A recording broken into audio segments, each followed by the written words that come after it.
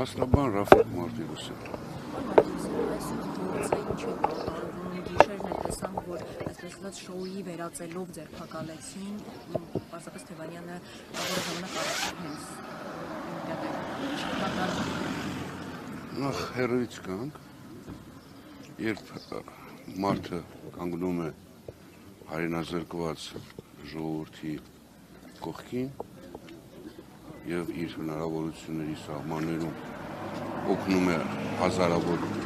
մարդկանց, ոչ թե ցուցադրաբար, այլ լուր ու գործով,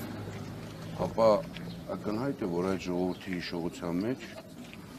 մարդը ոչ թե ներկայանում է մեղադրյալի կերպարով, այլ ժողովրդին կողքին կանգնած մարդ։ Եվ ես չեմ կարծում, որ Թևանյանը դասում է այն մարդկանշարքին, ով ունակ է մեր հայրենիքի նկատմամբ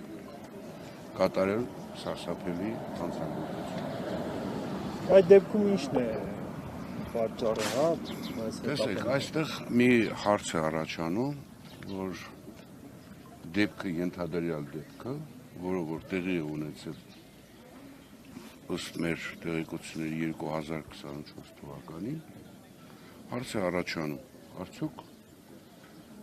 ինչու պետական իշխանությունը քաղաքական նպատակներ, հատկապես ընտրությունների եւ այս քաղաքական վարույթի նախաձեռնումը ոչ միայն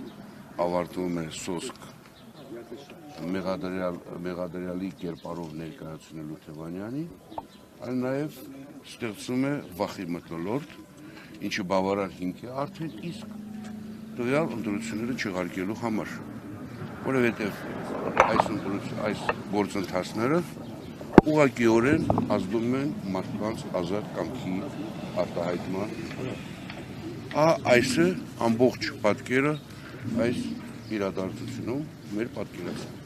Պարոն Մարտիրոսյան, դուք ասացիք, որ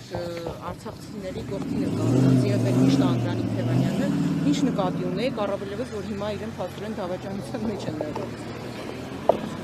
Բազմաթիվ հարցեր են եղել, իրավական հարցեր են եղել, որոնք կարիք են ունեցել թե խորհրդատվական առումով եւ թե իրավաբանական աջակցություն ցույց տալու առումով։ Եվ եթե հիշում եք, մենք նաեւ հուշագիր ենք ստորագրել կոնսուլ Գրասենյակը Թևանյանի հետ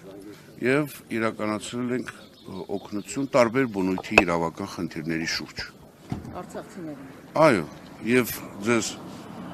հավաստիացնում եմ, որ այդ օգնությունը հազարավորներից ավելին է։